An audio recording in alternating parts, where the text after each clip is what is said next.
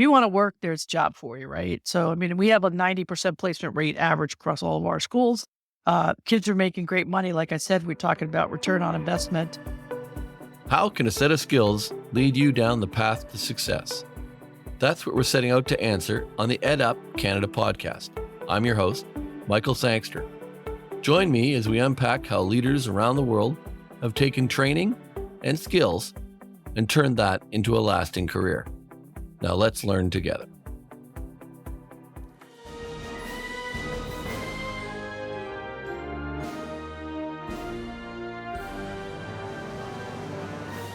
Welcome back to the EdUp Canada podcast. I'm Michael Sangster, your host, and I am joined today by Mary Kelly, the CEO of Strata Tech Education Group, an American organization, but she's got Canadian roots.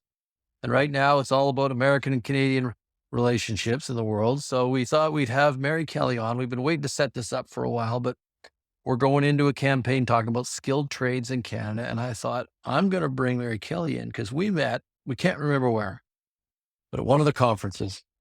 And we don't think it's a bad story. We think it's a good story, but we can't exactly remember where it was. But we know we sat down in Montreal last year. And Mary Kelly leads an incredible organization in the U.S. that's doing an incredible amount of work around skilled trades. I thought, let's have a conversation about things that are going on in the U.S. because it's a hot job, isn't it? It is, for sure. For So sure. welcome, Mary Kelly. Tell us a little bit about yourself. Sure. So, I always say, Michael, I'm an accidental CEO. I never woke up and said I'm going to be CEO someday. I was a kid who came from a bit of a troubled background, and I would get in trouble at school a lot. They'd wonder why my IQ was high enough to be supposedly A, but I would get D's at school, and nobody ever added up that stuff was going on at home. So I had a teacher, and I would say this was my first mentor, was Mrs. McCarthy, who was my English teacher. This was in Canada. Assumption High School up in Oakville in Burlington, Ontario. Shout out to them. And she actually saw me and asked me and said, "Hey, I think some things are going on."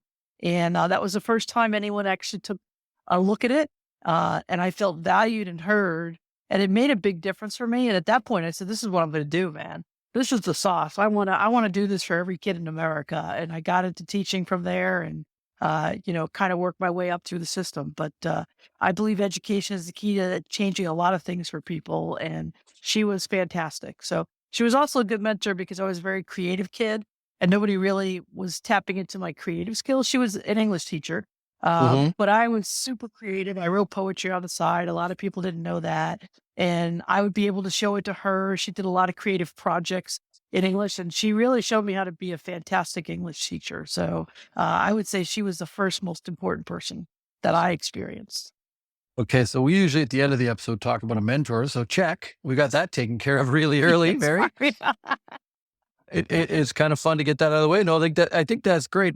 I'm going to say you said you had some bad years when you were younger. I'm assuming those were the years you were in Oakville. Oakville, yeah. So yeah, I mean, that was part of it. Look, my dad we actually have a tale of two families, 9 kids, Irish Catholic.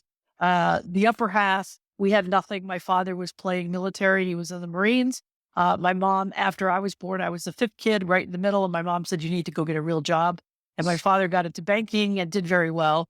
He ended up being a senior VP for Citibank later on. So when I say tale of two families, it's really interesting because the older kids had nothing and the younger kids had everything. And today, those are the kids that are super entitled. And those older ones think nothing is worth getting unless you worked your butt off for it, right? So it's two different philosophies. So my dad was a great guy, but he was a drinker. And so that was part of why there was a lot of turbulence in my family due to that. We've all got our stories. It's always interesting to watch families and how they grow. And sometimes it skips a generation when people have been very, very successful and the next generation is maybe a little slower. I've been very fortunate with great parents and great luck. And my kids, I think both of them are going to exceed me. They're doing amazing things, incredible girls. And just International Women's Day the other day, and I guess it's International Women's Month. But it's so fun to watch them now. It's just, there's so much opportunity now. And here you are, CEO of a skilled trades education institution. That's not what it was supposed to be, a woman's role, right? No, not at all. Not at all. And you said accidental. It's accidental. Yep. Yep. Okay, so So tell me about the group, it's not one. Like, tell me about the group and what you guys are doing because I've gone through your site and we've chatted a little bit, and you're doing some pretty incredible stuff. yeah, listen, I'm super excited. We've got like the best people. I'm probably a little biased, but we got fantastic people. We are backed by private equity, and I do want to give a shout out because I think private equity sometimes get a bad rap, but there are a lot of great groups out there, and these guys are phenomenal. They came to the table, and they're the ones that are giving us the capital that is helping us be able to do what we need to do, and they totally get the return on investment thesis, right? We're about what does a student get when they come to school? What is the return on investment? And when we bring on a program, we don't bring on a program unless it makes 1.5 to 2 times a return to the student on what they invested in school. Like that is our thesis. So, and the skilled trade is easy to do that. Hmm. And you're So, looking at the four welding campuses, correctly? yeah, well, we have 5 now. So we Five. started out, we had 2 brands. So we have the Refrigeration School and we have Tulsa Welding School. We bought Tulsa Welding School in 2008. Both were run Tulsa Welding School was run by welders, and then Refrigeration School was run by a refrigeration family. But Tulsa Welding School in 2008, Refrigeration School in 2009. Combined them, and then took all the programs that were at those, put them at all the campuses. We then opened up a school in Houston, Texas. We've now opened one in Dallas, and we just signed a lease in Atlanta. So we have about 5,000 graduates. So the refrigeration school is being also you're teaching refrigeration at all the campuses.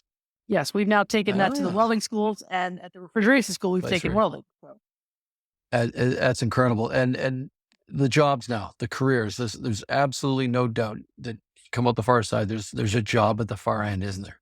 they're absolutely, if you want to work, there's a job for you, right? So, I mean, we have a 90% placement rate average across all of our schools.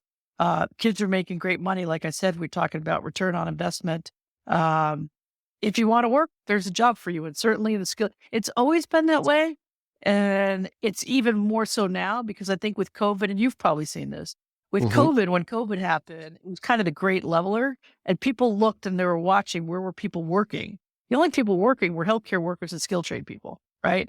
Like my schools got closed, but then they got open because we were critical infrastructure schools. So we didn't stay closed for very long. And that really got people starting to think about the skill trades.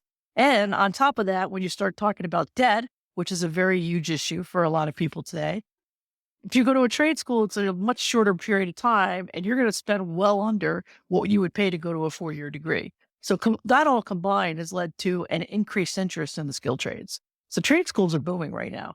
So that's and it's definitely been a leading edge curve in the U.S. on the acceptance or the excitement around trades. We're seeing it in Canada now. It's catching up.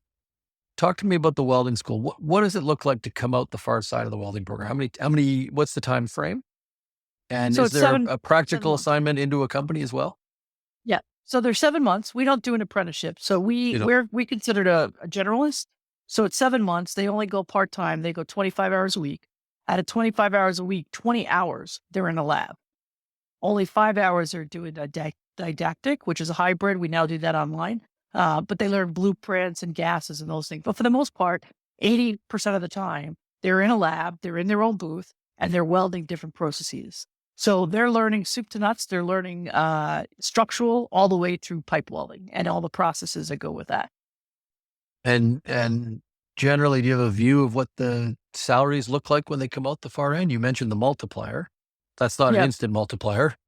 it's not an instant multiple. So I would say the average salary for a welder is probably around $20 an hour. But I mean, depending on where you go, like some of my students that come and they travel, they're making 6-figure salaries. So it Mhm. all depends on what industry you go into. Aerospace, you're going to make more money. I would say the 20 is probably getting closer to 30. So we're very cautious uh, because our government tends to not like for profits. So we don't report overtime. And so in our facts, our statistics, we're only reporting their average hourly wage. We're not including overtime, which 90% of my kids are making overtime. Yeah. Just the need is that high. And so I wanted to have you on because there's the different structures, but things are very much similar in both countries right now in skilled trades. The demand is so high. So on the refrigeration side, you've brought it to the other campuses. What are you seeing for the need, the demand on workers? Yeah, there's a huge demand for that. I mean, all these things have gotten a look at. I would say actually electrical is probably the most. We just added electrical into our mix a couple years ago. Out of all my programs, electrical is the one that's the biggest push right now. And And I and think that's because solar's included with electrical, there's EV, there's, construction, all different kinds of industries line up with electrical. we won't talk about Teslas today. It's not really the best topic this week as a Canadian.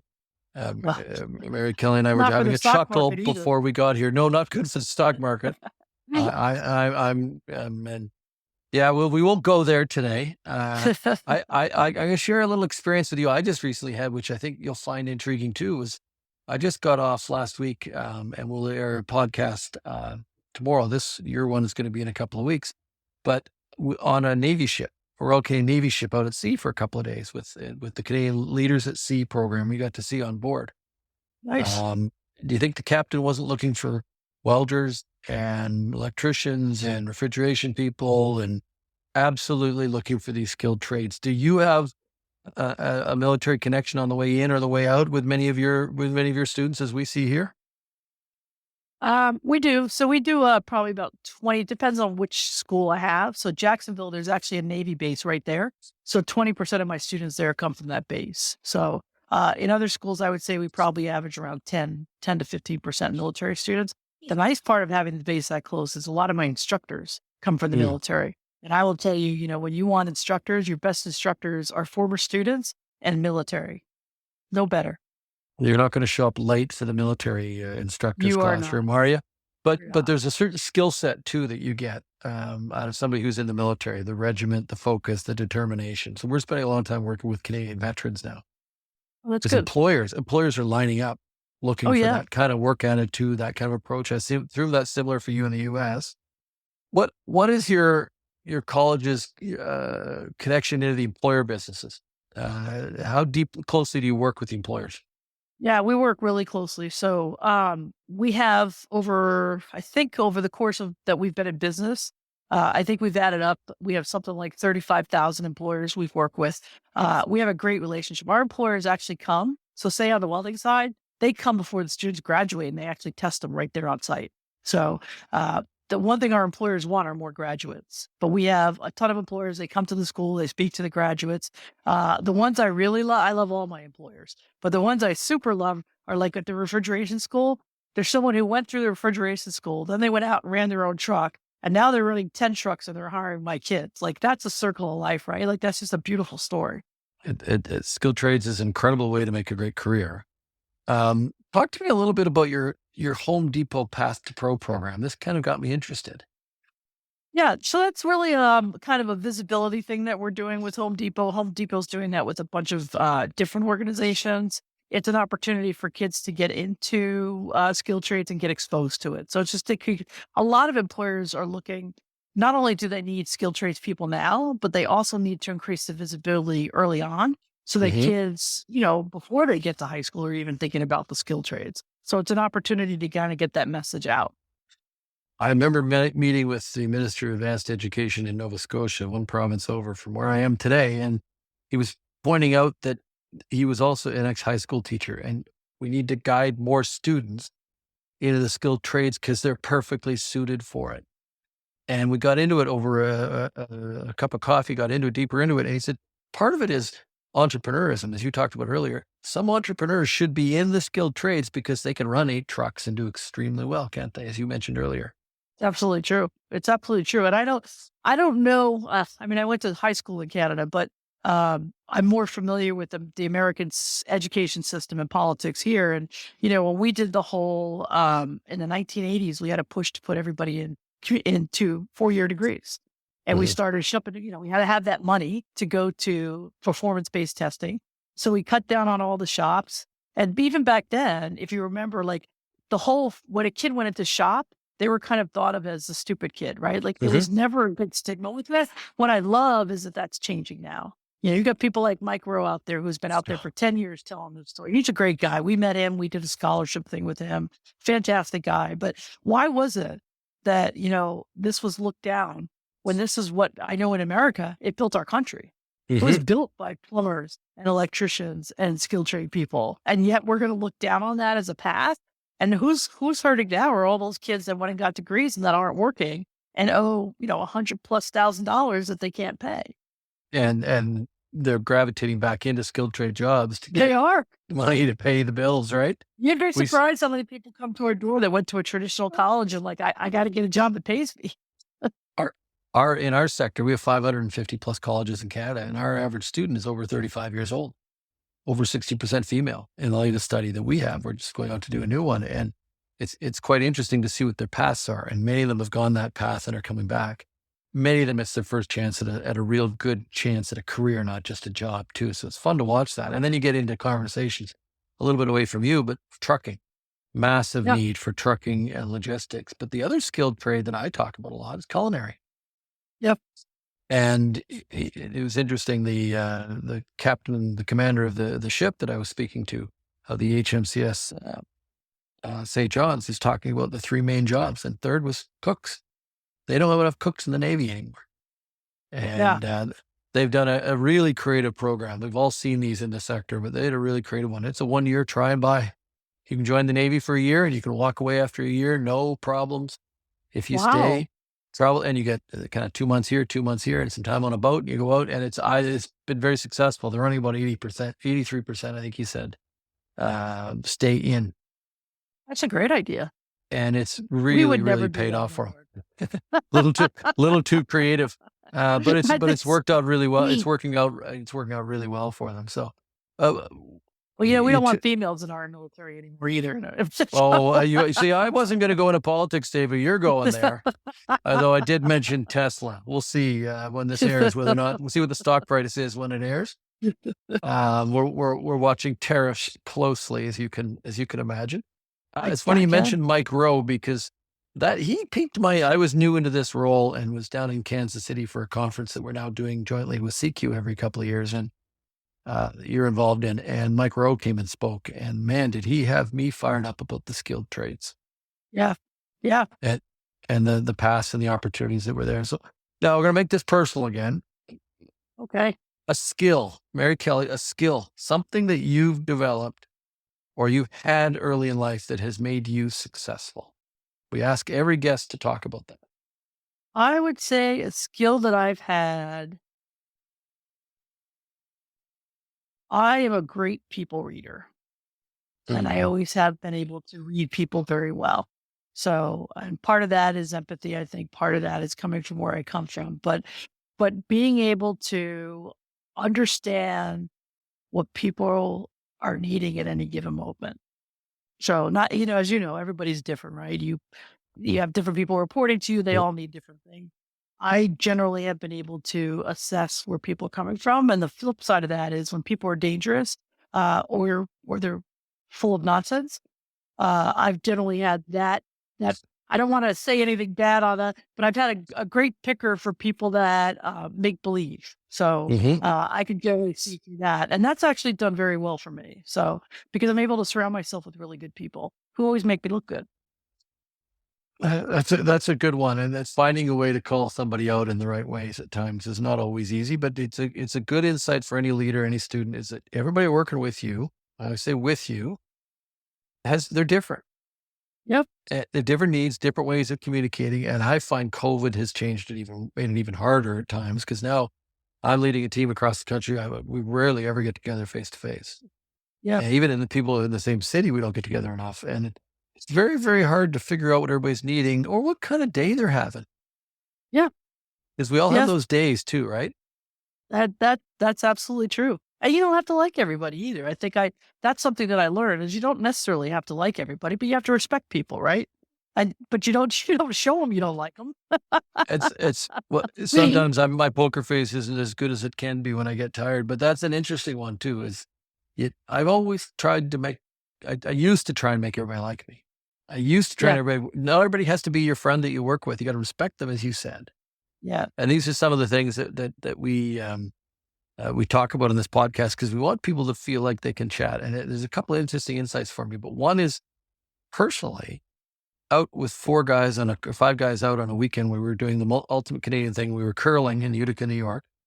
And at some point Saturday afternoon, we were all just sitting around and everybody just started kind of talking about life. And I think COVID changed that with men too. We're more open about talking about what's going on in our worlds and kind of leaning into each other. So there was some good that came out of it too.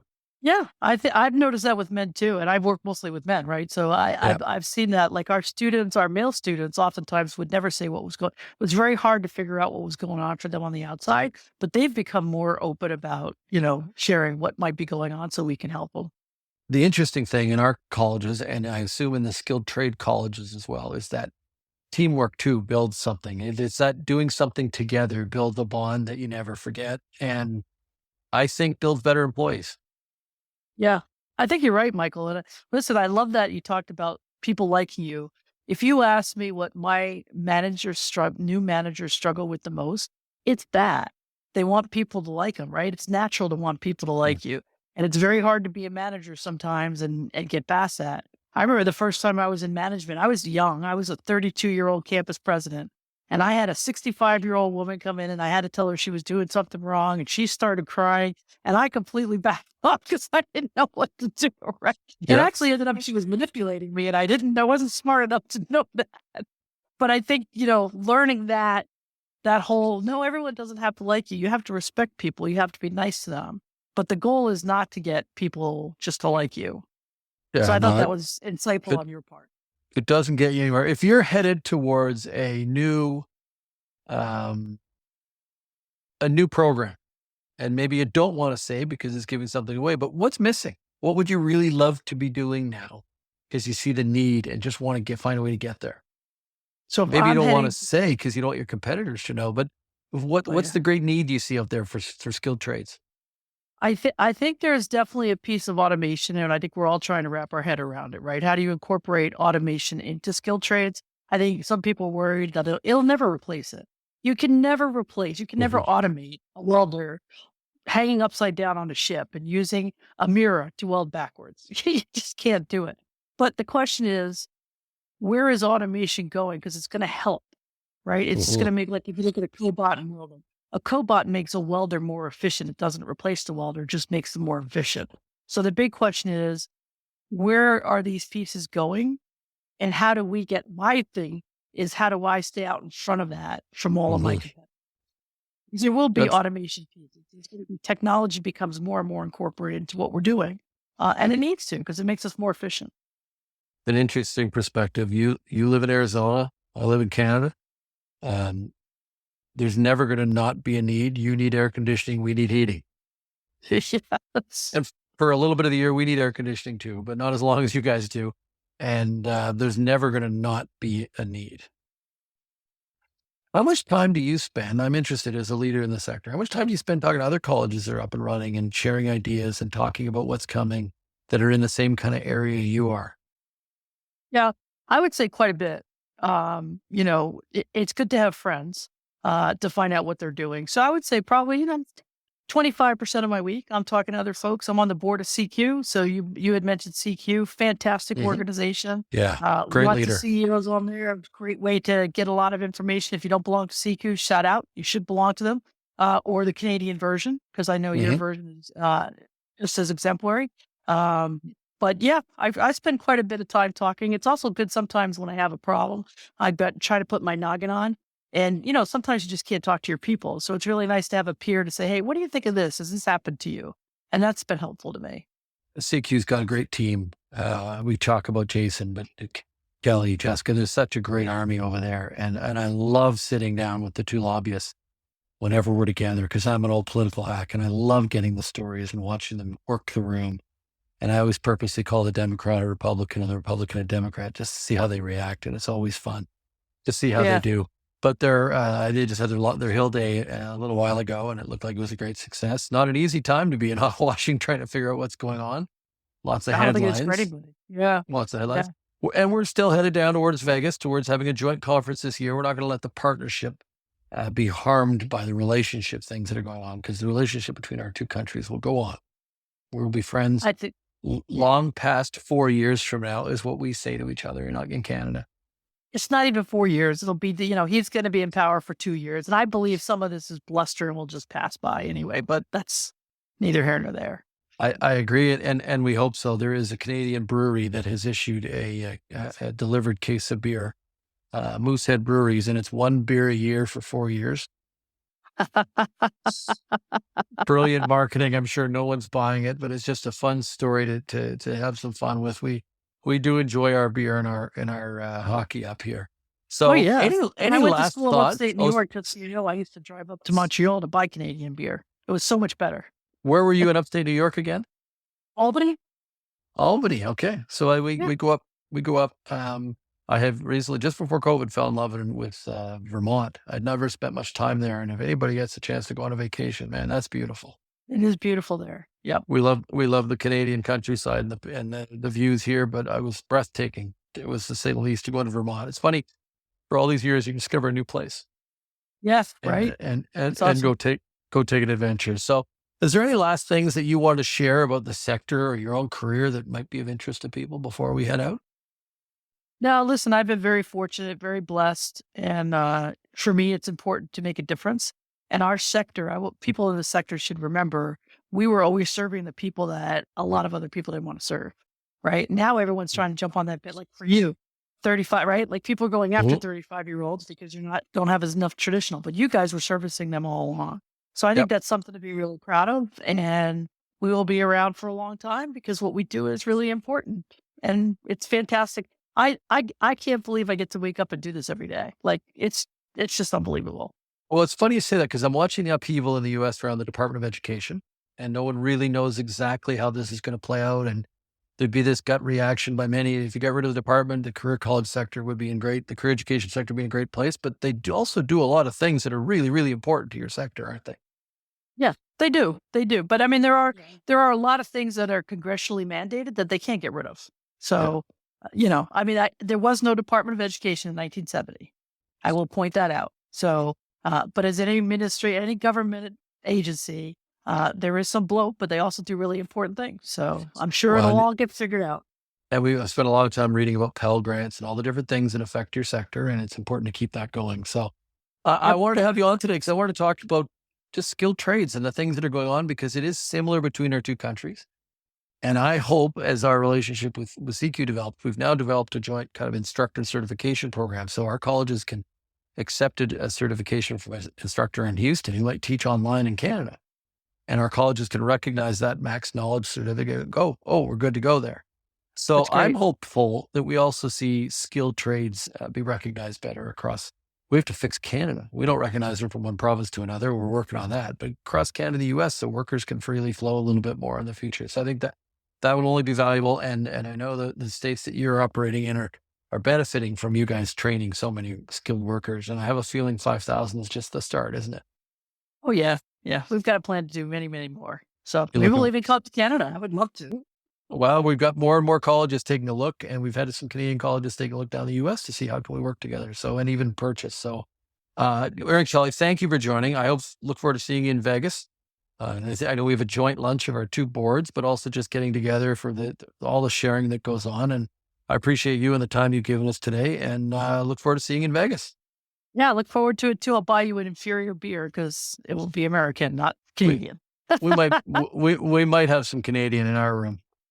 All We'll right. Well, talk to you soon. great to talk to you. All right. Thanks, See you Ray later. Kelly. Thanks for listening to another episode of the Ed Up Canada podcast. We release new episodes regularly, so make sure you hit that subscribe button so you know when they are officially out. If you love this episode, please leave a 4 or 5-star review wherever you listen to your podcasts so that others can also discover how a set of skills can lead to success. Thanks for learning with us.